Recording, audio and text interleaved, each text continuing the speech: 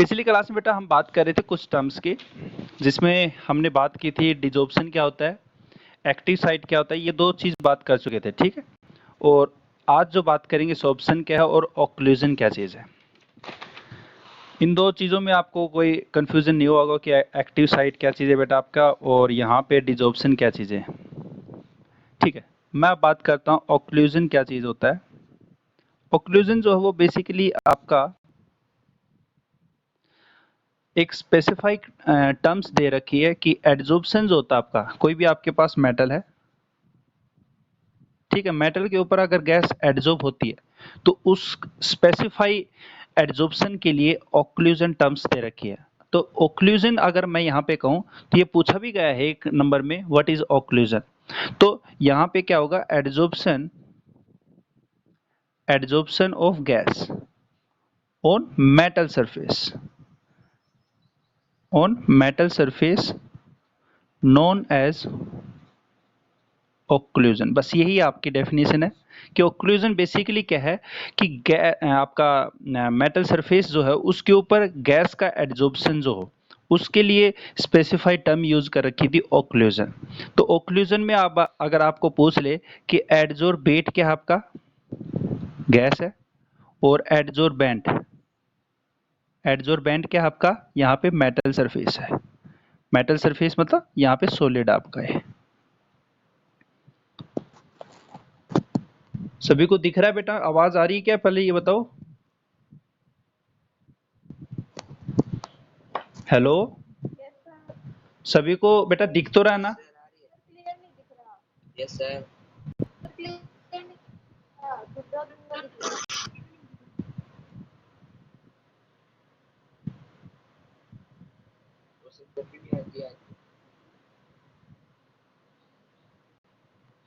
अब जूम किया थोड़ा सा,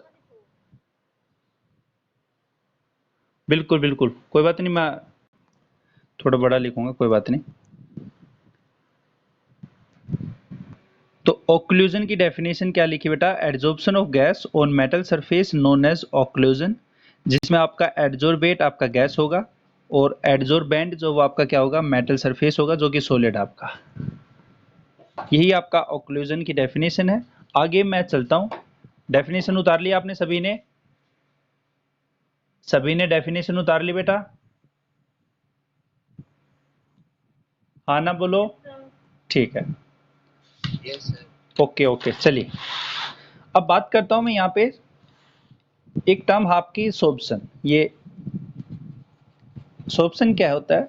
सोर्प्शन वो प्रोसेस होता है जिसमें एडजॉर्प्शन और यहाँ पे एब्जॉर्प्शन दोनों साथ में हो। मतलब एडजॉर्प्शन और एब्जॉर्प्शन दोनों साथ में हो, मतलब यहाँ पे आपका सरफेस फिनोमिना और यहाँ पे बल्क फिनोमिना दोनों क्या हो, साथ हो।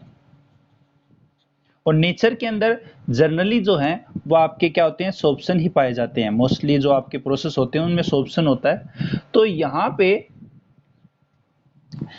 पे मैं अगर इसकी डेफिनेशन लिखना चाहूं तो क्या लिख सकता हूं कि दोज प्रोसेस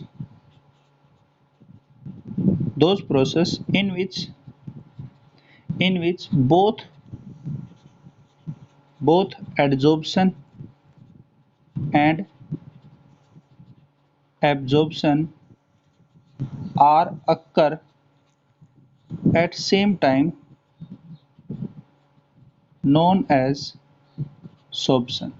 उनको क्या बोलेंगे बेटा, सोर्प्शन बोलेंगे।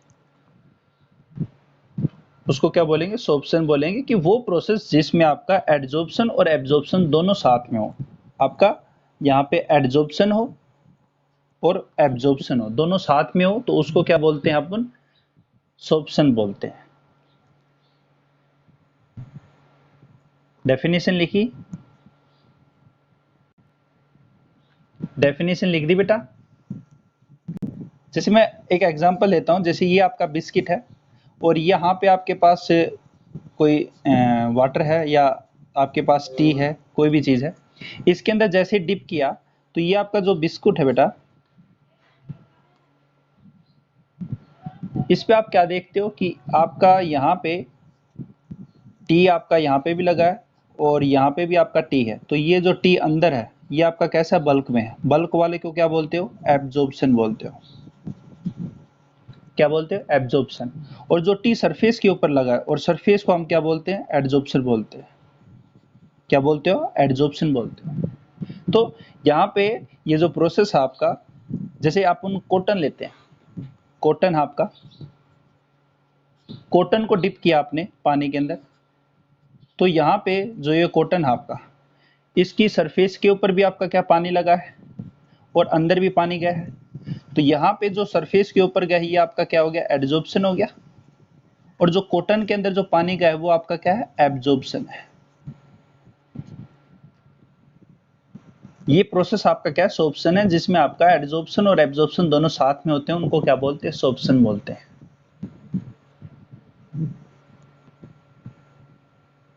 आगे चलो क्या, बोलो, उतार लिया हो तो आगे चलो।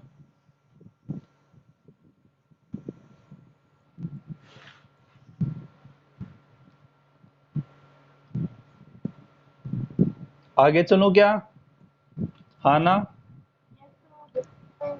ठीक है। अब बात करता हूं, यहाँ पे आपकी छोटी छोटी जो टर्म्स थी वो आपकी खत्म हो चुकी। अब यहाँ पे जो आपका टॉपिक है वो क्या है कि ये जो आपका एडजॉर्प्शन है वो होता क्यों है, कि why adsorption occur in nature, कि हमें इसका साइंटिफिक रीजन बताना पड़ेगा कि ये एडजॉर्प्शन जो है वो आपका होगा तो होता क्यों है। तो इसके पीछे जो मैकेनिज्म है, मैकेनिज्म ऑफ एडजॉर्प्शन,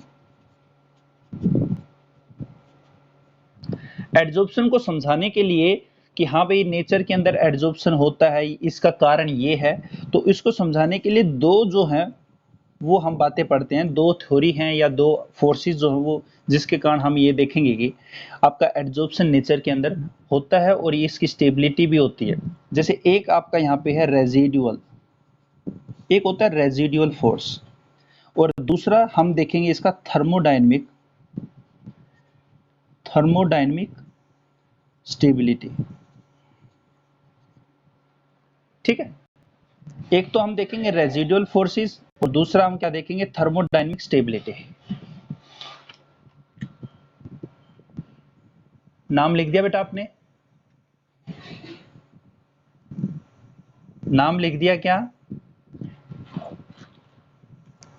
चलिए बात करता हूं मैं रेजिडुअल फोर्सेस। सबसे पहले बात करेंगे हम रेजिडुअल फोर्स होते क्या है। देखिए रेजिडुअल जो वर्ड है वो आपका आया है कि रेजिडुअल मतलब रिमेनिंग, रेजिडुअल मतलब रिमेनिंग जो आपके होता है, और फोर्सेस मतलब रिमेनिंग फोर्सेस। तो ये जो रिमेनिंग फोर्सेस है, मतलब ये आपके जो रेजिडुअल फोर्सेस हैं वो बचे हुए कैसे हैं, अट्रैक्टिव नेचर के हैं। तो इनको हम यहाँ पे ये भी बोलते हैं कि जो रेजिडुअल फोर्सेस हैं उसको हम क्या बोलते हैं कि residual attractive forces, attractive forces. क्योंकि इनकी जो नेचर है, जो बचे हुए फोर्सेस है, रिमेनिंग फोर्सेस है, उनकी नेचर कैसी है, आपका अट्रैक्टिव नेचर है। तो हम यहाँ पे ये कहते हैं कि जो रेजिडुअल फोर्सेस हैं वो कैसे हैं, आपके अट्रैक्टिव नेचर के हैं। तो यहाँ पे ये कैसे आपको एक्सप्लेन करेंगे कि नेचर के अंदर आपका एडजॉर्प्शन होता है। तो यहाँ पे जैसे सपोज कीजिए आपके पास कोई बीकर है, ठीक है, इस बीकर के अंदर आपके पास यहाँ पे सपोज कीजिए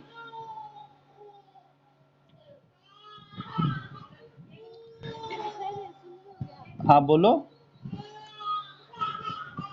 हेलो, हाँ बोलो सानूब,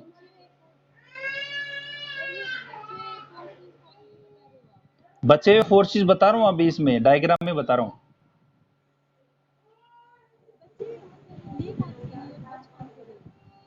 मैंने मीनिंग बताया कि रेजिडुअल का मतलब क्या होता है, रेजिडुअल का मतलब अवशेष, मतलब रिमेनिंग जो होते हैं।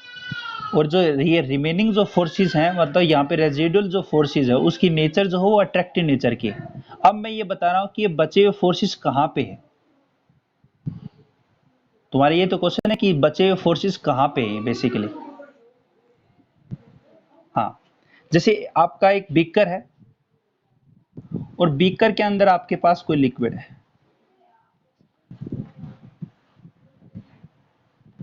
ठीक है, अब यहाँ पे लिक्विड है आपके पास, ये बीच में कोई मॉलिक्यूल है आपके पास, ये जो मॉलिक्यूल है आपका, ये जो मॉलिक्यूल है, अब यहाँ पे ये मॉलिक्यूल जो हुआ आपका सेंटर मॉलिक्यूल से भी क्या है, मतलब यहाँ पे सराउंडिंग मॉलिक्यूल से क्या है आपका ये सराउंडेड मॉलिक्यूल से क्या होता है, एक्युमुलेट होता है, ये घेरा होता है। और ये जो मॉलिक्यूल है इस मॉलिक्यूल को क्या करता है, अपनी साइड खींचता है।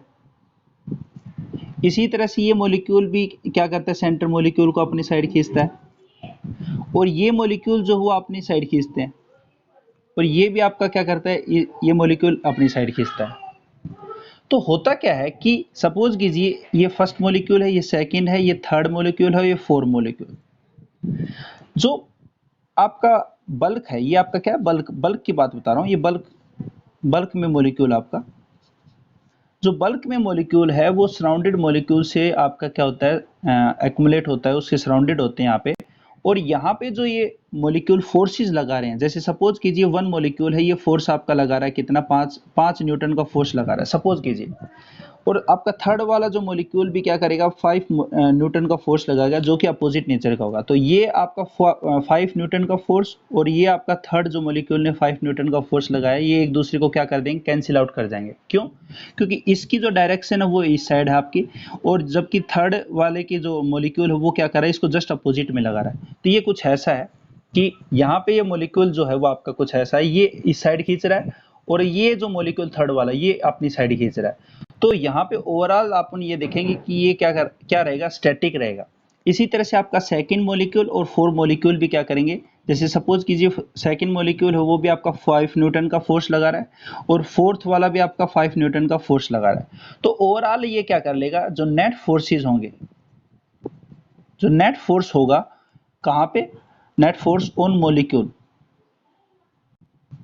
मॉलिक्यूल इन बल्क, बल्क के अंदर जो नेट फोर्स होगा वो कैसा होगा, 0 होगा। मतलब बल्क के अंदर आपका क्या रहता है, अगर आपने गिलास के अंदर वाटर रखा तो वो वाटर क्या होता है, स्टैटिक होता है, ऐसे थोड़ी होता है वो कूदता रहता है बीच में, हाँ भाई बीच में आपको उछल उछल के दिखाता है वाटर। तो ये जो बल्क का वाटर है वो स्टैटिक क्यों है, स्टैटिक इसलिए क्योंकि वो जो आपका मॉलिक्यूल है बीच में वो सराउंडेड मॉलिक्यूल से घरा हुआ है, क्योंकि उसके सराउंडिंग मॉलिक्यूल्स हैं, और वे सराउंडिंग मॉलिक्यूल्स जो हैं वो उसके ऊपर जो फोर्स लगा रहे हैं, उसके ऊपर फोर्स जो लग रहा है वो नेट फोर्स 0 लग रहा है, जिसके कारण वो क्या रहता है, स्टैटिक रहता है। तो यहाँ पे ये जो फोर्स है, यहाँ पे जो इसके ऊपर ये क्या है आपका, स्टैटिक नेचर का है, स्टैटिक नेचर का है। यहाँ पे ओवरऑल फोर्सेस कैसे लग रहे हैं, 0 लग रहे हैं इसके ऊपर। अगर बात करें यहाँ पे सरफेस पे जो मॉलिक्यूल्स हैं ये वाले, अब सरफेस के ऊपर जो मॉलिक्यूल्स हैं, इतनी बात समझ में आई। पहले ये बताओ मेरे को, बल्क में जो नेट फोर्स लग रहा है मॉलिक्यूल के ऊपर वो क्या लग रहा है, 0 लग रहा है। स्टूडेंट कौन सा, अट्रैक्टिव नेचर लग रही है, क्योंकि ये मॉलिक्यूल भी अपने साइड, क्या हो गया,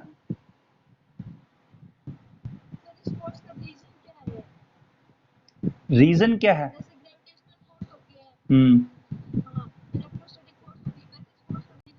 रीजन इसलिए है क्योंकि यहाँ पे लिक्विड जो है, सपोज कीजिए पोलर ले रखा तुमने, पोलर ले रखा तो पोलर और पोलर एक दूसरे को अट्रैक्ट ही करेंगे।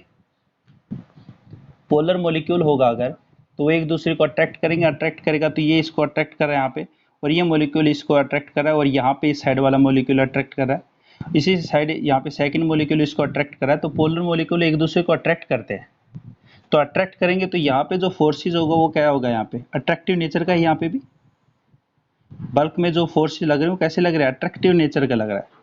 अट्रैक्टिव नेचर क्यों लगा, क्योंकि पोलर नेचर है इसका, पोलर मॉलिक्यूल के कारण यहाँ पे अट्रैक्टिव नेचर फोर्सेज लग रहे हैं।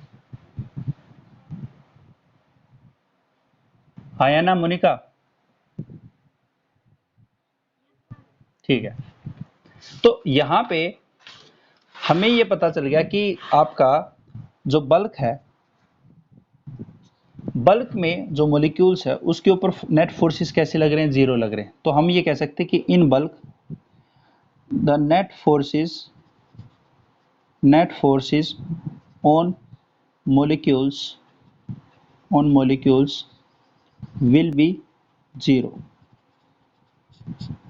बल्क में आपके पास जो नेट फोर्सेस वो कैसे हैं 0। अब बात को यहाँ पे आपके सरफेस के ऊपर, ये आपके पास कंटेनर है और ये आपके पास यहाँ पे मोलिक्यूल मतलब लिक्विड है आपके पास, और ये आपके पास सरफेस है। सरफेस के ऊपर ये मोलिक्यूल्स आपके,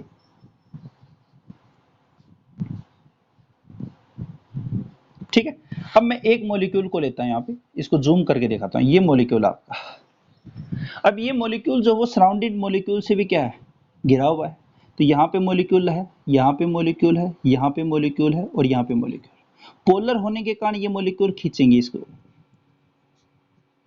अपनी साइड खींचेंगे, और जबकि ऊपर यहाँ पे कोई मोलिक्यूल्स नहीं, क्योंकि यहाँ पे तो आपके पास क्या है, एयर प्रेजेंट है।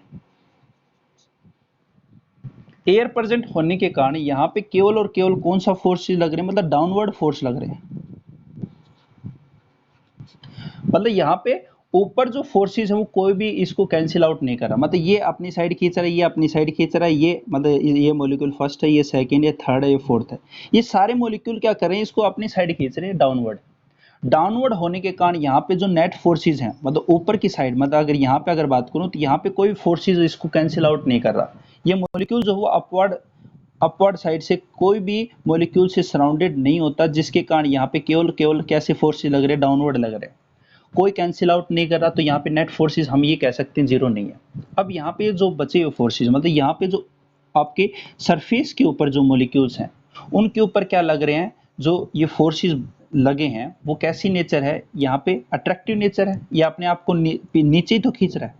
अब ये नीचे खींच रहा है तो ये मॉलिक्यूल्स की टेंडेंसी ये है कि कोई मेरे को यहाँ पे क्या करे, अगर कोई आ जाए मॉलिक्यूल, सपोज कीजिए यहाँ पे एक्स मॉलिक्यूल अगर आ जाता है तो ये क्या करेगा, अपनी साइड ही खींचेगा, अपनी साइड खींचेगा इसको। तो यहाँ पे एक्स मॉलिक्यूल अगर होगा तो ये मॉलिक्यूल उसको अपनी साइड खींचेगा और यहाँ पे खींचेगा। तो यहाँ पे ये जो मॉलिक्यूल्स है ऊपर वाली जो लेयर है उसकी नेचर कैसी है, अट्रैक्टिव नेचर की होगी। तो ये जो फोर्सेस है वो कैसा आपका अट्रैक्टिव नेचर है, कैसा आपका अट्रैक्टिव नेचर। तो यहाँ पे हम कहते हैं कि जो बचे हुए फोर्सेस, मतलब यहाँ पे ये जो फोर्स है, बचे हुए फोर्स का मतलब ये यहाँ पे आपके जो फोर्स है नीचे तो लग रहा है केवल, ऊपर से कोई फोर्सेस नहीं लग रहे, और यहाँ पे इसकी नेचर कैसी होगी, अट्रैक्टिव नेचर। तो इसी फोर्स को हम क्या बोलते हैं कि ये जो मॉलिक्यूल फोर्स लगा रहा है, कोई भी मॉलिक्यूल अगर आएगा तो यहाँ पे क्या है, ये बचे हुए फोर्सेस हैं, इसको बोलते हैं रेजिडुअल, और इसकी नेचर कैसी है, अट्रैक्टिव। अट्रैक्टिव नेचर है तो इसको बोलते हैं रेजिडुअल अट्रैक्टिव फोर्सेस। मैं एक एग्जांपल लेता हूं, जैसे ये नदी है, ठीक है, और ये आपकी बोट है, ठीक है। यहाँ पे ये आपका x और ये y कोई कैंडिडेट है, ठीक है भाई। और यहाँ पे नदी अच्छी चल रही है, कोई दिक्कत की बात नहीं है, बढ़िया यहाँ पे फ्लो रहा आपका वाटर। सपोज कीजिए y आपका गिर गया यहाँ पे, और यहाँ पे मगरमच्छ है, ये मगरमच्छ है, ठीक है, क्रोकोडाइल आपका है। तो ये क्या करेगा, इसको नीचे खींचेगा। तो यहाँ पे ये कुछ आपका बंदा है और ये क्रोकोडाइल जो है वो इसको अपने नीचे खींच रहा है। इस लड़के की टेंडेंसी क्या है, ऊपर आने की है, मतलब मैं ऊपर आऊं, मतलब यही तो है। और ये जो आपका क्रोकोडाइल है वो इसको क्या करना चाहता है, नीचे खींचना चाहता है। अगर तुमने रस्सी फेंक दी, ये आपकी क्या कोई रस्सी आपकी, और ये बच्चा क्या करेगा, इसको पकड़ के अपनी साइड खींचेगा। मतलब यहाँ पे इस बच्चे की जो टेंडेंसी है वो क्या करेगा कि मैं इसको, जो कोई भी मॉलिक्यूल अगर आए तो मैं उसको अपनी साइड खींच लूं, हाँ या ना, तभी तो वो क्या होगा, ऊपर आएगा। बोलो हेलो। मतलब ये जो आपका लड़का है वो अपनी जान बचाना चाहता है, और जान बचाने के लिए वो क्या करेगा, ऊपर आएगा। ऊपर आने के लिए मतलब रस्सी को नीचे खींचना पड़ेगा, क्योंकि न्यूटन ये कहता है कि जितना एक्शन दोगे उतना ही आपको क्या मिलेगा, रिएक्शन मिलेगा। तो यहाँ पे ये क्या करता है कि रस्सी को नीचे खींचना चाहता है, तो रिएक्शन क्या मिलेगा, ऊपर की साइड मिलेगा। तो यहाँ पे क्या करेगा, ये जो मॉलिक्यूल्स हैं इन मॉलिक्यूल की टेंडेंसी कैसी होगी कि कोई भी मॉलिक्यूल अगर आता है तो वो उसको क्या कर लेगा, अपनी साइड अट्रैक्ट कर लेगा, मतलब अपनी साइड उसको क्या कर लेगा, खींच लेगा। अगर वो खींचेगा तो यहाँ पे इसके जो रेजिडुअल फोर्सेज होंगे कैसी होगी, अट्रैक्टिव नेचर के होंगे आपके। मतलब रेजिडुअल फोर्सेस कैसे हैं, अट्रैक्टिव नेचर है, क्योंकि ये मॉलिक्यूल जो वो स्टेबल होना चाहता है नेचर के अंदर। तो यहाँ पे कोई भी अगर यहाँ पे एक्स वाई कोई भी मॉलिक्यूल अगर आया तो वो अपने ऊपर क्या कर लेगा, बिठा लेगा। अगर बिठा लेगा तो यहाँ पे एक सरफेस की तरह बिहेव कर रहा है, क्योंकि सरफेस ही है, इसके बाद तो आपका कोई लिक्विड है ही नहीं। तो यह अगर ऊपर अपने ऊपर कोई बिठा लेता है सॉलिड को, लिक्विड को और गैस को, तो यहाँ पे क्या हो रहा है, एडजॉर्प्शन ही हो रहा है। मतलब आपका जो सरफेस के मॉलिक्यूल्स हैं वो रेजिडुअल अट्रैक्टिव फोर्स के कारण एडजॉर्प्शन को क्या है, होने देते हैं। तो मैं ये कह सकता हूं कि यहाँ पे जो आपके सरफेस के मॉलिक्यूल्स हैं, सरफेस के ऊपर क्या होगा, जो नेट फोर्सेस है, net forces on molecules at surface will not equal to zero due to due to which surface molecules having tendency to attract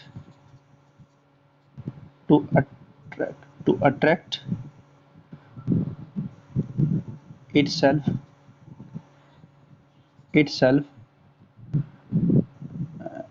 due as a result of this adsorption will occur। हाँ या ना, उसके कारण आपका क्या होगा, adsorption होगा। मतलब net forces on molecule at surface not equal to zero due to which surface molecules having tendency to attract यहाँ पे करो other molecules as a result of this adsorption will occur।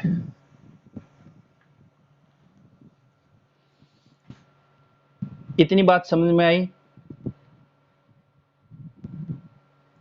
बोलो।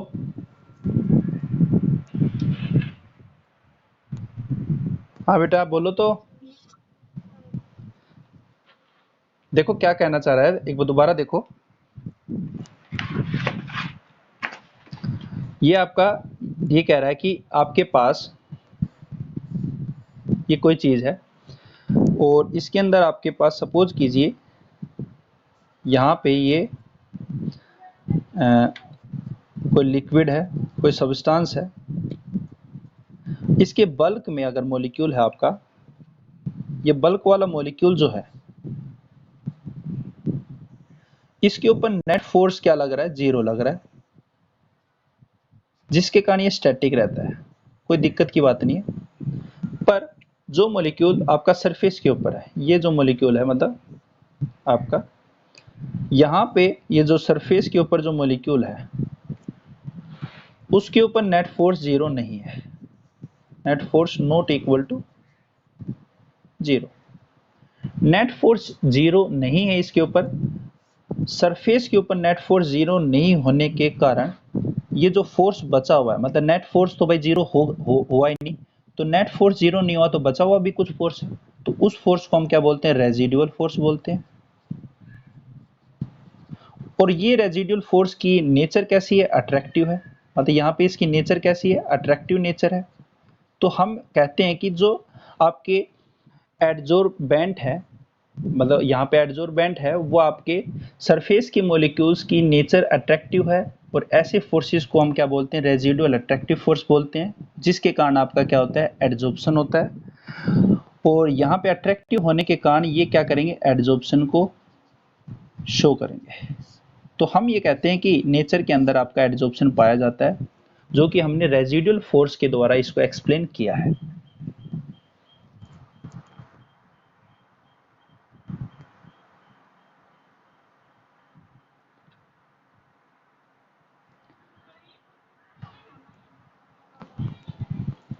ये वाला यही क्या, देखिए, ओके रुको, मैंने क्या कहा, देखो बेटा, ये सरफेस का जो मॉलिक्यूल है, सरफेस के मॉलिक्यूल के ऊपर नेट फोर्स जो वो जीरो नहीं लग रहा। क्यों नहीं जीरो लग रहा? क्योंकि केवल और केवल मॉलिक्यूल्स तो क्या है, नीचे ही है। ये सरफेस है, आप खुद देखो, यहाँ पे कोई मॉलिक्यूल है, ये सरफेस का कोई मॉलिक्यूल है, तो ये मॉलिक्यूल क्या है कि सराउंडेड नीचे से ही है। केवल नीचे वाले क्या कर रहे हैं, इसको अट्रैक्ट कर रहे हैं। जो नीचे वाले मॉलिक्यूल्स हैं वो केवल डाउनवर्ड फोर्स लगा रहे हैं, और ये मॉलिक्यूल के ऊपर, इसके ऊपर जो है डाउनवर्ड फोर्स लगने के कारण यहाँ पे ऊपर से कोई फोर्स तो लग ही नहीं रहा, जिसके कारण यहाँ पे हम ये कहते हैं कि इसके ऊपर नेट फोर्स तो भाई जीरो हुआ ही नहीं, क्योंकि ऊपर से तो कोई बैलेंस कर ही नहीं रहा। अब ऊपर से कोई बैलेंस नहीं कर रहा, क्योंकि नेट फोर्स तो जीरो आपके है ही नहीं यहाँ पे, तो ये जो नेट फोर्स जीरो नहीं है, तो ऑब्वियसली बात है कुछ ना कुछ तो फोर्सेज होंगे। भाई नेट फोर्स जीरो तो तब होगा ना जब इक्वल एंड अपोजिट होगा, इक्वल एंड अपोजिट होगा तभी तो आपका क्या था, नेट फोर्स जीरो था। ये अपन ने बल्क में अभी बात की थी कि बल्क में आपका क्या था, जैसे बल्क में क्या लग रहा था कि आपका ये जैसे एक मॉलिक्यूल है और थर्ड मॉलिक्यूल है, ये आपका इक्वल एंड अपोजिट है। इक्वल एंड अपोजिट के कारण नेट फोर्स जो है, अगर अपन 1 और 3 की बात करें तो वो जीरो हो गया। इसी तरह से 2 और 4 की बात करें तो उसके ऊपर भी आपका नेट फोर्स क्या हो गया, जीरो हो गया। पर अगर यहाँ पे सरफेस पे बात करते हैं, सरफेस के ऊपर अगर बात करें, तो सरफेस में केवल और केवल फोर्सेस कैसे लग रहे हैं, नीचे की साइड लग रहे हैं। तो नीचे की साइड लग रहे हैं, तो ऊपर से तो कोई फोर्स लग ही नहीं रहा, ऊपर से कोई फोर्स नहीं लग रहा, तो ये जो मॉलिक्यूल है उसकी टेंडेंसी कुछ ऐसी होगी कि कोई मॉलिक्यूल अगर आता है तो वो अपने ऊपर बिठा लेगा। क्यों बिठा लेगा? जैसे मैंने अभी एग्जांपल दिया कि ये लड़का है, अगर यहाँ पे ये बचना चाहता है, इसके पैर जो वो मगरमच्छ ने पकड़ लिए, अब वो बचना चाहता है, तो सीधी सी बात है, बचने के लिए उसको ऊपर आना पड़ेगा। ऐसे थोड़ी वो मगरमच्छ के साथ नीचे चला जाएगा, चलो लूडो खेलते हैं, ऐसे थोड़ी होगा बेटा। तो वो क्या करेगा, कोई अगर रस्सी फेंकता है तो वो उसको अपनी साइड खींचेगा, तभी तो रस्सी आप उसको अपनी साइड खींचेगी, क्योंकि रस्सी को आप, ये आपकी थ्रेड है, कोई रस्सी है, इसको आप अपनी साइड खींचोगे, तो ये आपने क्या किया, एक्शन लगाया। अब रस्सी अब आप इसके जस्ट अपोजिट लगाएगी, रिएक्शन। तो ये आप क्या कर रहा है कि ये जो मॉलिक्यूल्स है, इसकी नेचर कैसी हो चुकी है, ये अपने ऊपर बिठाना चाहता है, क्योंकि नीचे से डाउनवर्ड फोर्स लग रहे हैं। डाउनवर्ड फोर्स के कारण ये क्या करता है कि आपका सरफेस वाला मॉलिक्यूल अपने ऊपर फोर्स लगाना चाहता है। तो यही मैंने बताया कि सरफेस के ऊपर नेट फोर्स तो जीरो है ही नहीं, तो नेट फोर्स जीरो नहीं है, तो ये जो बचा हुआ फोर्स है, मतलब नेट फोर्स तो जीरो हुआ ही नहीं, तो ये नेट फोर्स जो होता है, मतलब बचा हुआ फोर्स है जो रिमेनिंग है, उसको हम बोलते हैं रेजिडुअल फोर्स। और ये जो रेजिडुअल फोर्स है, इसकी नेचर कैसी है, अभी बात की, जैसे ये मॉलिक्यूल अपनी साइड इसको अपने ऊपर बिठाना चाहता है, मतलब बिठाना चाहता है, तो ऑब्वियसली बात है इसकी नेचर कैसी है, अट्रैक्टिव नेचर है। तो अट्रैक्टिव नेचर है, तो यहाँ पे हमने कह दिया कि ये जो रेजिडुअल फोर्स हो कैसे हैं, रेजिडुअल अट्रैक्टिव नेचर है, जिसके कारण ये कोई भी मॉलिक्यूल अगर आएगा तो वो अपने सरफेस पे बिठा लेगा, और बिठा लेगा तो ये आने वाला एडजॉर्बेट हो गया, एडजॉर्बेट हो गया आपका। और यहाँ पे ये जो मॉलिक्यूल है जिसने सरफेस प्रोवाइड की, ये आपका क्या हो गया, एडजॉर्बेंट हो गया। तो ये आपका एडजॉर्बेंट है, बेंटेंट, जो कि शेल्टर प्रोवाइड करेगा, सरफेस प्रोवाइड करेगा, और आने वाला जो बैठ गया, तो सीधी सी बात है इंटरेक्शन हुई है एडजॉर्बेट और एडजॉर्बेंट के बीच में, तो एडजॉर्प्शन आपका होगा।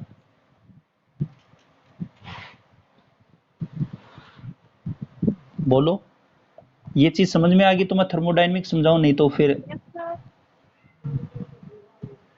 सानूब, वो आप कह रहे थे रेजिडुअल फोर्स कौन से हैं, क्या है सानूब, आगे बात समझ में?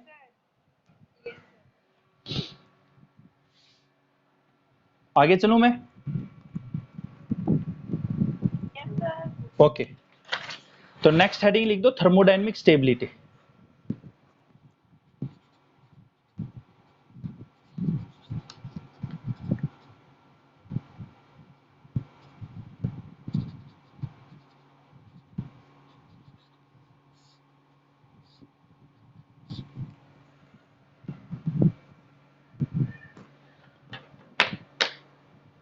चलिए, थर्मोडायनेमिक स्टेबिलिटी में हम जो इक्वेशन यूज करेंगे वो delta G is equal to delta H minus T delta S, ये इक्वेशन है, जो कि हम इसको किस नाम से जानते हैं, गिब्स फ्री एनर्जी इक्वेशन। ये आपकी इक्वेशन होती है थर्मोडायनेमिक्स में, 11th क्लास में आपने पढ़ी है। देखिए डेल्टा जी जो हुआ आपका क्या है, change in Gibbs energy. Gibbs energy है आपकी। डेल्टा एच क्या था, चेंज इन एंथैल्पी। और टी क्या है, टेम्परेचर, जो कि एब्सोल्यूट टेम्परेचर मतलब केल्विन में टेम्परेचर होता है। थर्मोडायनेमिक्स में टेम्परेचर हम केल्विन में लेते हैं, और यहाँ पे टी क्या आपका टेम्परेचर जो कि केल्विन में है। डेल्टा एस जो है वो आपका क्या है, चेंज इन एंट्रोफी है।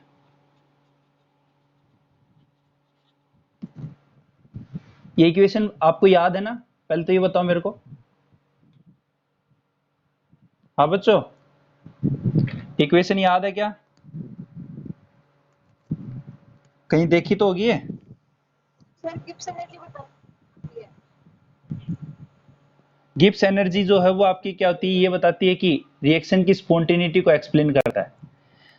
डेल्टा जी ये कहता है कि अगर आपकी वैल्यू डेल्टा नेगेटिव है तो ये आपकी क्या है, स्पॉन्टेनियस प्रोसेस है। स्पॉन्टेनियस प्रोसेस जो अपने आप होगा नेचर के अंदर, जैसे बारिश अपने आप होती है, स्पॉन्टेनियस प्रोसेस है। डेल्टा जी अगर आपका सपोज कीजिए पॉजिटिव है तो स्पॉन्टेनियस प्रोसेस नहीं है, वो आपका नॉन स्पॉन्टेनियस प्रोसेस है।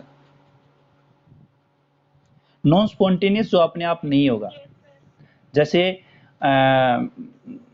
जैसे आपको एनर्जी लेनी है, सपोज कीजिए एटीपी लेनी है, तो आप क्या करोगे, खाना खाओगे बाहर से, कोई मतलब जो आप बाहर से खाना खा रहे हो तो वहां पे आपने क्या किया है, क्या किया है, नॉन स्पॉन्टेनियस प्रोसेस है। मतलब यहाँ पे आपने ड्राइविंग फोर्स मतलब कोई बाहरी बल के द्वारा आपने क्या किया है, उस कार्य को किया है, हम ये कह सकते हैं। और डेल्टा जी अगर आपका क्या है, जीरो है, जीरो मतलब इक्विलिब्रियम में होगा।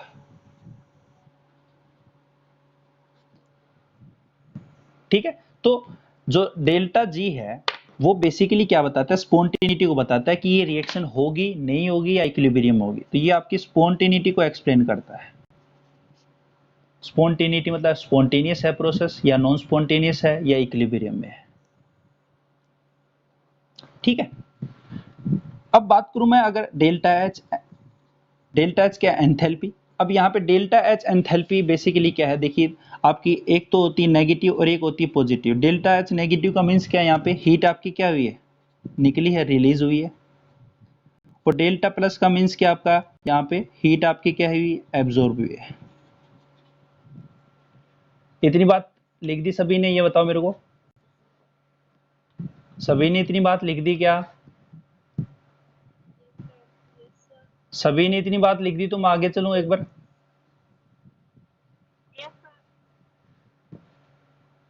ठीक है, देखिए अब एड्जॉर्प्शन में होता क्या है आपका, एक बार एंट्रोफी और बतानी पड़ेगी थोड़ी सी। देखिए एंट्रोफी क्या थी, एंट्रोफी क्या थी भाई, रेंडमनेस, मतलब किसी भी सिस्टम की disorderness, disorderness of any system. जितनी ज्यादा सिस्टम में डिसऑर्डरनेस होगी एंट्रोफी उतनी ही ज्यादा होगी, ये कहते हैं अपन। तो यहाँ पे जैसे सपोज कीजिए आपके पास दो पत्थर हैं, तो एक सिस्टम आपका ये हो गया और ये दूसरा सिस्टम हो गया, तो एंट्रोफी यहाँ पे कितनी होगी, इनिशियल एंट्रोफी आपकी होगी 2। सपोज कीजिए दोनों टकराए, कोलिजन हुआ, यहाँ पे उल्का पिंड थे आपके, दोनों टकरा के उन्होंने क्या दे दिए, 4 पत्थर दे दिए। यहाँ पे S1 हो गया ये सिस्टम, ये S2 सिस्टम, ये S3 और ये S4। तो यहाँ पे फाइनल जो एंट्रोफी है वो कितनी होगी, 4 होगी। अगर मैं चेंज इन एंट्रोफी की बात करूं तो फाइनल माइनस इनिशियल की बात करूंगा, तो फाइनल आपकी कितनी है, 4, और इनिशियल कितनी है, 2। तो यहाँ पे आपकी एंट्रोफी कैसी आई है, पॉजिटिव आई है, मतलब +2 एंट्रोफी आपकी आई है। तो एंट्रोफी जो है वो आपकी क्या होती है, सिस्टम में कितनी डिसऑर्डरनेस है, तो यहाँ पे आपकी क्या है, पॉजिटिव एंट्रोफी है। अब हमें पता है कि एडजॉर्प्शन में क्या होता है, एक तो आपका एडजॉर्बेंट होता है, और एक आपका क्या होता है, एडजॉर्बेट होता है। अब यहाँ पे ये आपका एक अलग सिस्टम है और ये आपका अलग सिस्टम है। ठीक है, अब यहाँ पे इनिशियल एंट्रोफी की अगर बात करूं तो यहाँ पे इनिशियल एंट्रोफी थी 2। अब एडजॉर्प्शन में हमें पता है कि ये एडजॉर्बेंट था और इसके ऊपर आके कौन बैठ गया, एडजॉर्बेट बैठ गया। तो यहाँ पे अब ये एक पूरा एक सिस्टम कहलाएगा। ये अब ये नहीं कि अलग अलग सिस्टम कहलाएगा, क्योंकि ये दोनों मिलके ही क्या बना है, आपका एडजॉर्प्शन बना है। इन दोनों से ही तो क्या बना है, एडजॉर्प्शन बना है। तो यहाँ पे फाइनल एंट्रोफी कितनी होगी, 1 होगी। अगर चेंज इन एंट्रोफी की बात करूं तो फाइनल माइनस इनिशियल एंट्रोफी कितनी होगी भाई, एंट्रोफी कितनी होगी आपकी फाइनल आपकी 1 है, इनिशियल कितनी है 2, तो यहाँ पे एंट्रोफी कैसी आई आपकी -1 आया ना, बोलो।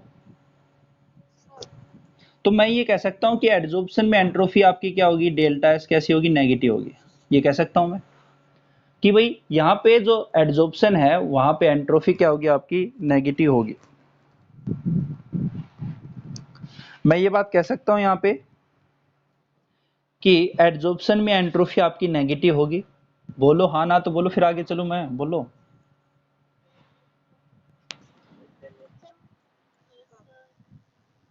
चलिए, तो हमें ये पता चल चुका है कि डेल्टा एस जो है वो आपकी यहाँ पे क्या है, नेगेटिव है, क्योंकि एंट्रोफी नेगेटिव होगी, क्योंकि यहाँ पे आपका पहले तो एड्जॉर्बेट एड्जॉर्बेंट अलग थे और एड्जॉर्प्शन में दोनों एक दूसरे के ऊपर आके बैठ जाते हैं, तो यहाँ पे आपका क्या हो गया, एड्जॉर्प्शन होता है जिसमें एंट्रोफी क्या होगी, नेगेटिव होगी। अब हमें पता है जैसे रेजिडुअल फोर्सेस थे, रेजिडुअल फोर्सेस क्या एक्सप्लेन करते हैं कि सरफेस जो है किसी भी मॉलिक्यूल्स की, मतलब कोई भी आपका सब्सटेंस है वो अट्रैक्टिव नेचर है। अगर यहाँ पे आपके पास मॉलिक्यूल आके बैठेंगे तो यहाँ पे क्या होगा, सरफेस जो आपका एरिया है वो क्या होगा, कम होगा।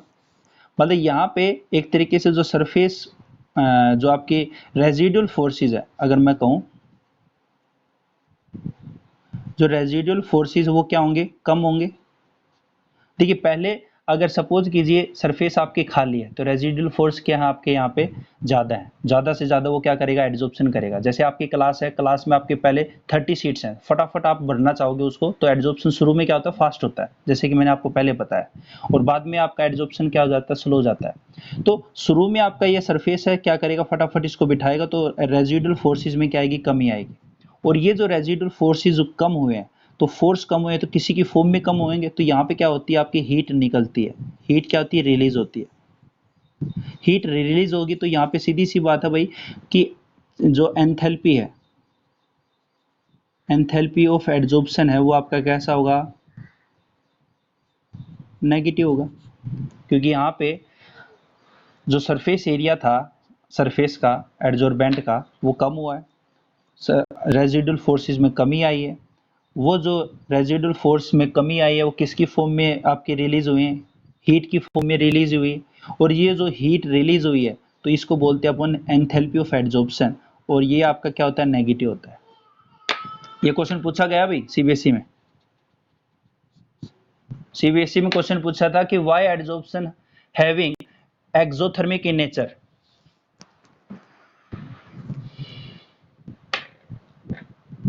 ये बात समझ में आई, तो अब मैं इसकी स्टेटमेंट की फॉर्म में लिखवा रहा हूं,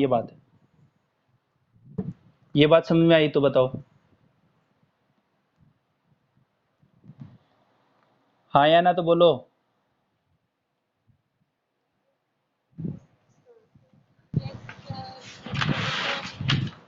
ठीक है, तो अब यहां पे क्वेश्चन है कि व्हाई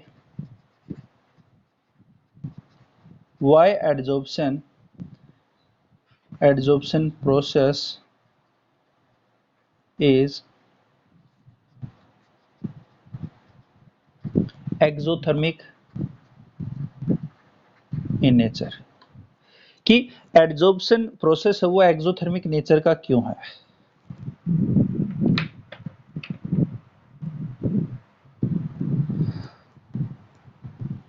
तो इसमें लिख दो, in adsorption there is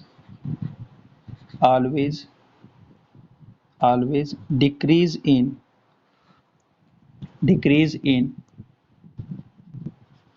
surface residual forces in form of heat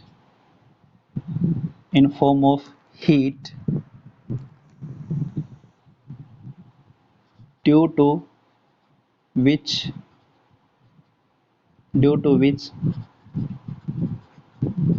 adsorption having exothermic in nature।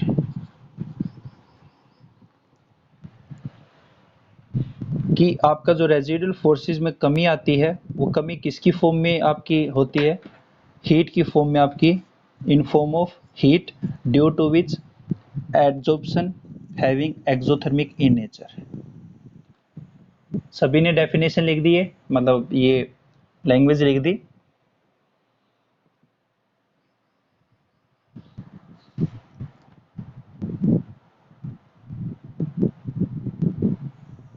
बोलो। Yes sir. ठीक है, तो यहां से मैं कह सकता हूं कि डेल्टा एच कैसा आपका यहाँ पे नेगेटिव होगा, हाँ या ना? ठीक है, डेल्टा एच कैसा है, नेगेटिव है। अब मैं यहाँ पे वैल्यू पुट कर रहा हूँ, देखिए delta G is equal to delta H minus T delta S, यही तो आपका इक्वेशन। डेल्टा एच कैसा है, नेगेटिव, डेल्टा एस कैसा है, नेगेटिव। हमें पता है कि नेगेटिव गुणा में नेगेटिव क्या हो जाता है, पॉजिटिव हो जाता है। तो ये नेगेटिव और ये जो नेगेटिव है, मतलब ये जो पूरा फैक्टर है टी डेल्टा एस वाला, वो आपका कैसा हो जाएगा, पॉजिटिव हो जाएगा। तो delta G is equal to minus, और ये पूरा फैक्टर आपका पॉजिटिव हो जाएगा। ये बात समझ में आई या नहीं आई, पहले ये बताओ मेरे को, क्योंकि अब इसके आगे सारी चीज इसी के ऊपर चलेगी। ये पॉजिटिव कैसे हुआ कि ये नेगेटिव है, डेल्टा एस आपका नेगेटिव अभी पता किया अपन ने, तो नेगेटिव नेगेटिव गुना होकर आपका पॉजिटिव होता है। जैसे आपका -2 गुना में -3 तो आपका +6 आता है। सिंपल सा ये मैथ है आपका। अगर ये बात समझ में आएगी तो मैं आगे चलता हूँ, फिर बोलो। हाँ,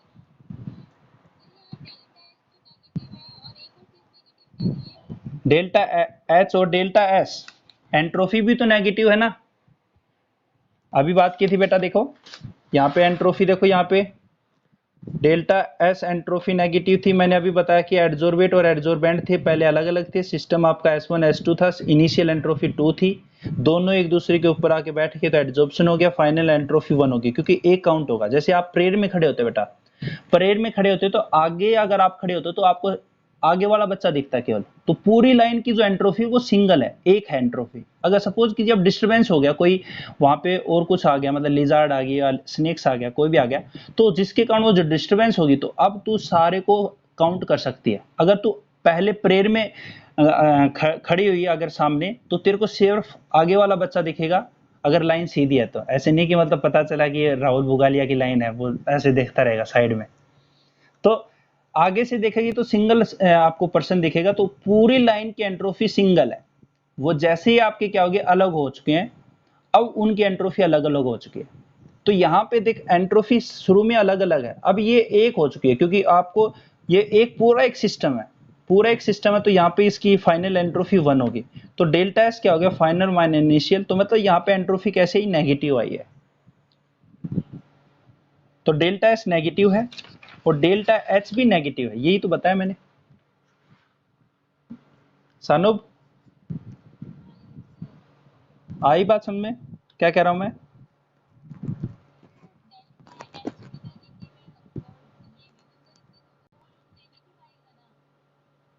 ऑल और नेगेटिव आएगा।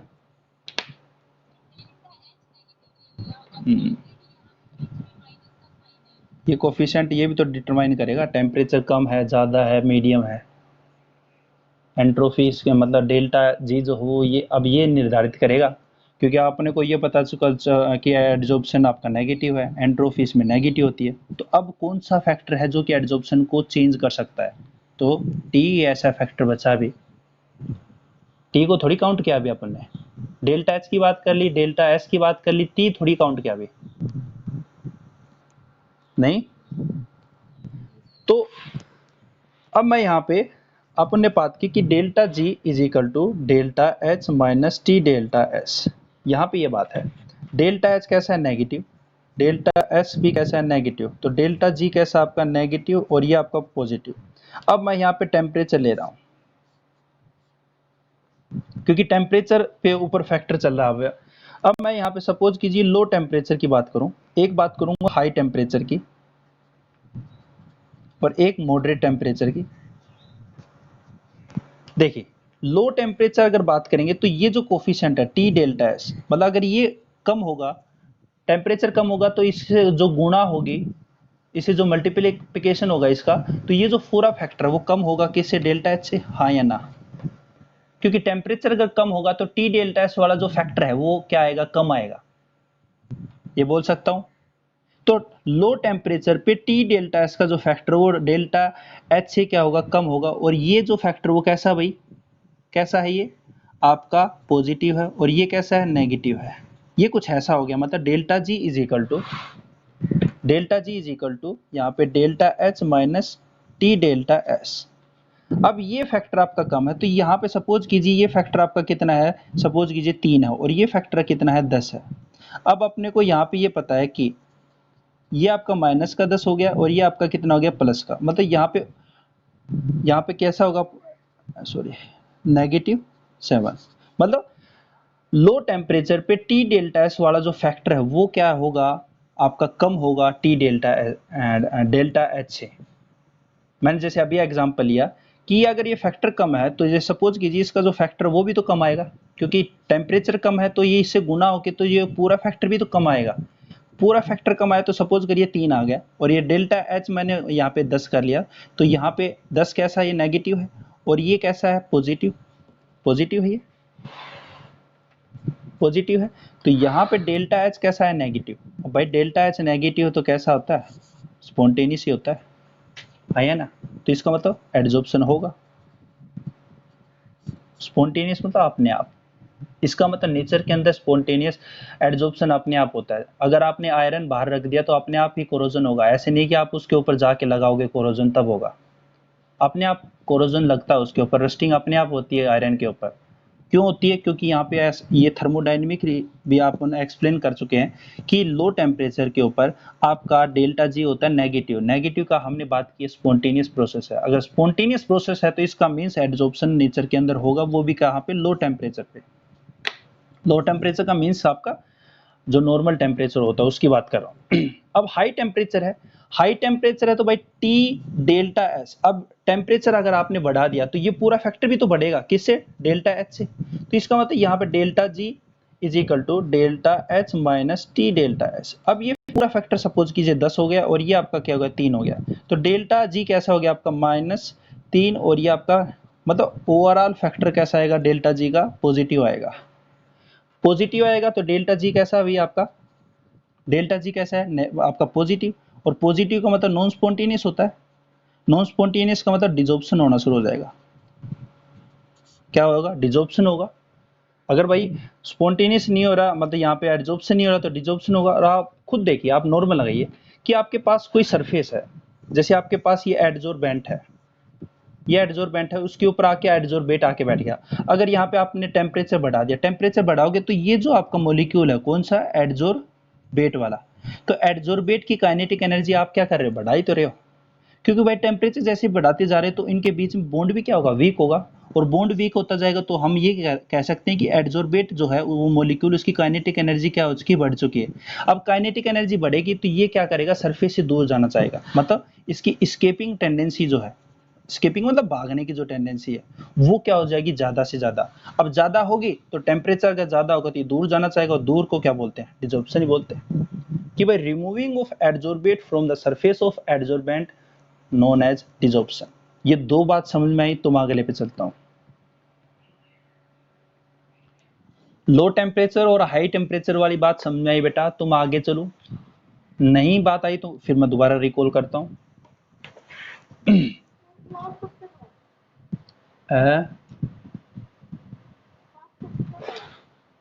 क्लास तो 40 तक होती बेटा, क्या बात होगी, तो 2-4 मिनट फालतू भी पढ़ सकते हैं, क्या बात हो रही है। हाँ बोलो, क्या,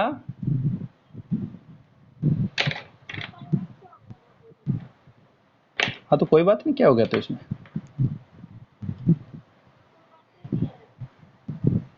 बस ये मॉडरेट टेम्परेचर का और बताना बस। हाँ भाई, और बताओ, जो रिमेनिंग स्टूडेंट है समझ में आया नहीं आया बेटा, लो टेम्परेचर और हाई टेम्परेचर वाली बात समझ में आई या नहीं आई, बोलो। आकाश, अनुज, भूमिका, फटाफट बताओ बेटा। आदित्य, ठीक है, मॉडरेट टेम्परेचर पे मतलब वो टेम्परेचर, और यहाँ पे डेल्टा एच क्या हो, इक्वल हो। इक्वल का मीन्स यहाँ पे डेल्टा जी कैसा हो जाएगा, जीरो हो जाएगा। जीरो हो जाएगा तो मतलब इक्विलिब्रियम में हो जाएगा, हाँ या ना। इक्विलिब्रियम का मीन्स मतलब यहाँ पे एडजॉर्प्शन और डिजॉर्प्शन क्या हो जाएंगे, इक्विलिब्रियम में हो जाएंगे। शुरू में मैंने जब डिफरेंस बताया था एडजॉर्प्शन और एब्जॉर्प्शन में, तो मैंने ये कहा था कि एडजॉर्प्शन शुरू में फास्ट होता है। शुरू में जैसे क्लास खाली है तो आपकी ये पास वैकेंट साइट है, आते जाएंगे आते जाएंगे आते जाएंगे। अब यहाँ पे जैसे जैसे आपका आते जाएंगे तो बाद में क्या होता जाएगा, यहाँ पे एडजॉर्प्शन और डिजॉर्प्शन के बीच में इक्विलिब्रियम होता जाएगा। तो यहाँ पे मैंने ये बताया था कि बाद में आपका जो ये प्रोसेस है वो क्या हो जाता है, स्लो डाउन हो जाता है। स्लो डाउन इसलिए हो जाता है क्योंकि एडजॉर्प्शन और डिजॉर्प्शन क्या लेंगे, टाइम लेंगे।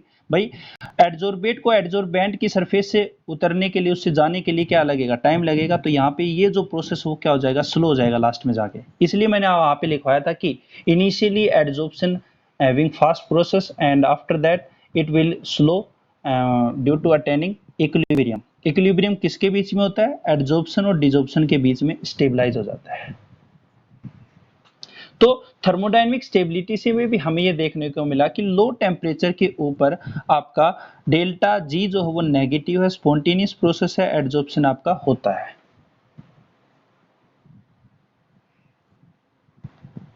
तो रेजिडुअल फोर्सेस और थर्मोडायनेमिक स्टेबिलिटी दोनों एक्सप्लेन करते हैं कि नेचर के अंदर एडजॉर्प्शन आपका होता है।